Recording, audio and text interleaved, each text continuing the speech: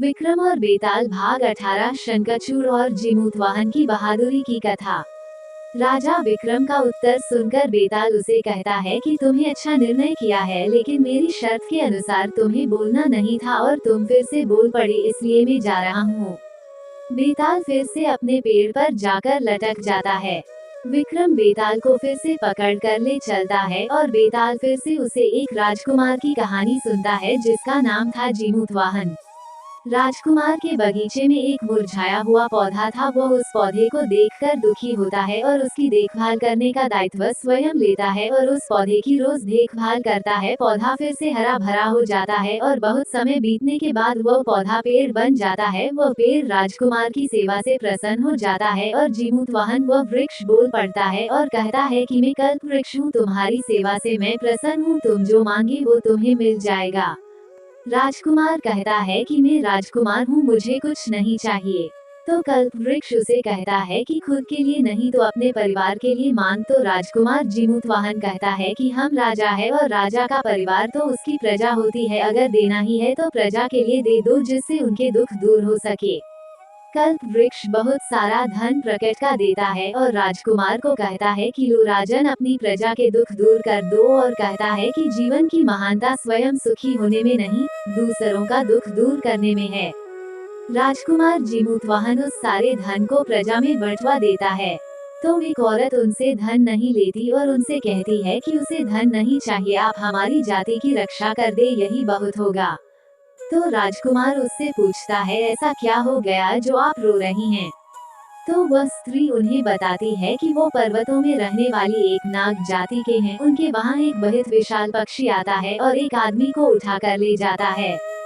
ऐसा रोज होता है, ऐसे तो एक एक करके हम समाप्त हो जाएंगे, इसलिए मैं आपसे मदद मांगने आए हैं। राजकुमार वादा करता है कि वो कल ही मलायलन पर्वत की ओर जाएगा और उनकी रक्षा करेगा। जीमूतवाहन नाग जाति के काबिले में पहुंच जाता है। नाग काबिले के राजा की बेटी राजकुमार का स्वागत करती है और उन्हें विश्राम करने के लिए कहती है। तो राजकुमार उन्हें कहता है कि वो अभी विश्राम नहीं करेंगे, अगर उन्होंने विश्राम किया तो एक और जैन चली जाएगी। राजकुमार आगे बढ़ता है और विशाल पक्षी का भोजन बनने वाली व्यक्ति शंखचूड़ की माँ से मिलता है और उन्हें कहता है कि उनके बेटे की जगह वो लेगा और वो अपने प्राण देगा। शंखचूड़ की माता उसके पास जाती है और उसे बताती है कि आज उसके प्राण बच गए हैं क्योंकि राजकुमार ने अपने प्राण देने का वादा किया है। शंखचूड़ अपने प्राणों की जगह किसी और को नहीं लेने देगा। विशाल पक्षी भी आ जाता है तो शंखचूड़ जीमूतवाहन को कहता है कि तुम मेरी जगह अपने प्राण नहीं दे सकते।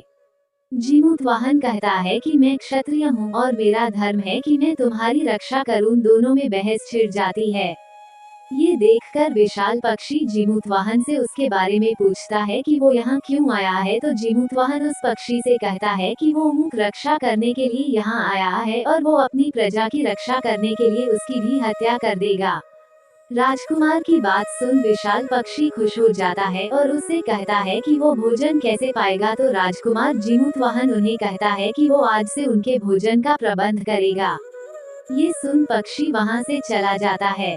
अब बेताल विक्रम से पूछता है कि अब ये बता कि शंखचूड़ और जीमूतवाहन में से कौन बहादुर है। तो शंखचूड़ बहादुर है क्योंकि उसकी जगह जीमूतवाहन राजकुमार ने उसका स्थान ले भी लिया था। उसके बाद भी वो वहां आकर अपने प्राणों का बलिदान देने वाले को रोक देता है।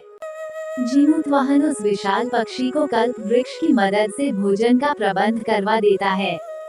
Subscribe, like, share @जोशीमयांक69।